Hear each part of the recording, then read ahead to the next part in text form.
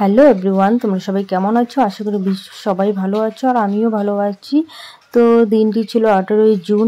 এখন দেখো আমি যাচ্ছি বাইকে আমার হাজব্যান্ডের সঙ্গে। তো আমি এখন যাব একটা ব্রাইডের বাড়ি। তো দেখো ব্রাইডের লোকেশনটা দেখাচ্ছি, ভীষণই সুন্দর গ্রাম্য পরিবেশ। আমিও গ্রামে থাকি। তো ব্রাইডের লোকেশনটা এখন দেখাচ্ছি। আকাশে দেখতে পাচ্ছ প্রচুর মেঘ জমে আছে কোনায় কোনায়। তো দেখো পরিবেশটা ভীষণ সুন্দর, কিন্তু তাই জন্য তোমাদের সঙ্গে শেয়ার করলাম। আর এবারে এইদিকে দেখো বাড়ির লোকেশনে দেখো কি অবস্থা, নদী নালা খাল বিল সব কিন্তু জলে টইটুম্বর হয়ে আছে। তো সেগুলোও তোমাদের সঙ্গে শেয়ার করলাম। এবার যে ব্রাইডের যে লোকেশনের রাস্তাটা যে আছে সেদিক দিয়ে আমরা হেঁটে যাচ্ছিলাম, দেখতে পাচ্ছ। আর আমার সঙ্গে কিন্তু আরও একজন আছে, ও আমাকে হেল্প করবে। তো দেখো কিছুটা রাস্তা আমরা হেঁটে যাচ্ছি, আবার কিছুটা বাইকে যাচ্ছি। অনেকটা ভিতরে যেতে হয়। আমাদের বাড়িও গ্রামে, তো আমাদের একটু হাই রোডের পাশে। তো এদের বাড়ি অনেক ভিতরে যেতে হয়। তো এই গ্রামে এই পাশটাতে আমি কোনোদিনও আসিনি, আজকে ফার্স্ট টাইম এসেছি। তো তাই জন্য রাস্তাঘাট সেরকম জানা ছিল না। তো দেখতেই পাচ্ছ এবারে এইভাবে যাচ্ছে, অনেক কষ্ট করে যেতে হয়। বস সবাই তো ভাবো যে সাজানো পার্লারের কাজ ভীষণ মজার কাজ, ভীষণ শান্তির, কিন্তু আসলে না, সব কাজেরই অনেক পরিশ্রম। তো কথা বলতেই দেখো ব্রাইডের লোকেশনে কিন্তু পৌঁছে গেছি। দেখো সামনটার অবস্থা, আর আমরা দাঁড়িয়ে ভাবছি কোন পাশে যাব কোন পাশে হাঁটবো। মানে এই দেখো, ও যে আমার সঙ্গে আসছে ও এমন একটা জায়গায় চলে গেছিলো যে ওর পা কাদায় ডুবে গেছিলো। তো আসলাম, এসে এবার ভেতরে এসে কিন্তু আমি দেখো আগে এভাবে সুন্দর করে গুছিয়ে নিই, তাতে আমার কাজ করার সুবিধা হয়। আর কয়েকদিন ধরে এত মেঘ করছিল যে প্রচণ্ড পরিমাণে আমাদের এদিকে বৃষ্টি চলছে, ঝুড়ো বৃষ্টি। প্রায় এক সপ্তাহ ধরে কিন্তু চলছে। তোমাদের ওদিকে কীরকম তোমরা কিন্তু অবশ্যই জানাইও।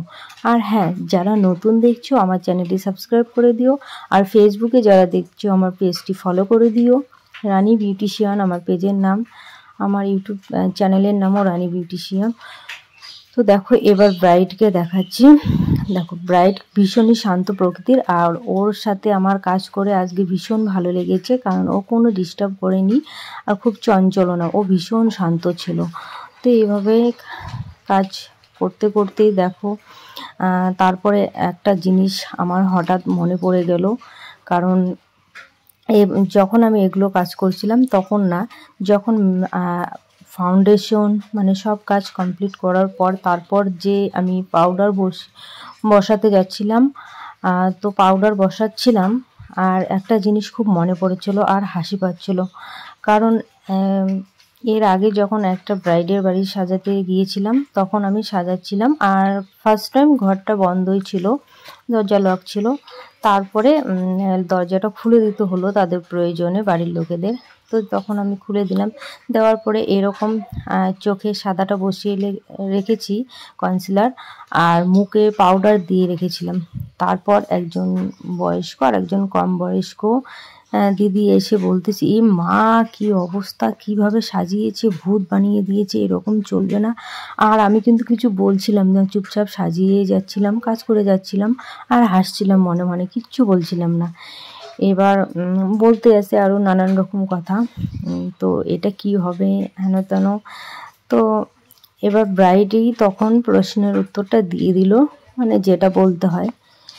তো দেখো এই জন্য মেকআপ আর্টিস্টদের সুবিধা হয় কি, ঘরটা লক করে নিয়ে তারপরে শুধু মেকআপ আর্টিস্ট আর মেকআপ আর্টিস্টের সঙ্গে যে হেল্প করে সে আর শুধু ব্রাইড, এই কয়েকজনেই সাজালে বেশি সুবিধা হয় আমাদের মধ্যে। কারণ আমরা যখন কাজ করি তখন হ্যাঁ এক এক সময় এক এক রকম লাগে, ঠিকই বলেছি, ভূতের মতো লাগে কোনো সময় পাউডার বসানোর সময়, কিন্তু আমরা তো সেই পাউডারটা রাখি না, পাউডারটা তো রিমুভ হবে আর সব ঠিকঠাক হবে। কারণ এত সুন্দর, সবাই চায় যে সবার কাজ ভালো হোক, আর প্রত্যেকেরই সাজার পরে তারপরে তো লুকটা দেখতেই পারো। এই যে এই বিষয়টা ছিল, তো লুকটা তো দেখাই যায়। হ্যাঁ, তারপর তো এটাই বলার যে তোমরা একটু যে রুমটাতে ব্রাইডকে দিবে সব কিছু ভাবনা চিন্তা করে দিবে, সেই রুমটা যাতে একটু ফাঁকা থাকে। আর তোমাদের হ্যাঁ অনেকের বাড়িতে এটাও হয়, যখন আমরা ব্রাইডের বাড়ি যাই যে বিশেষ করে বউ ভাতের যে ব্রাইড থাকে তাকে দেয় সেই ঘরে সাজানোর জন্য, যেই ঘরে ব্রাইড আর কি, যার বেডরুম।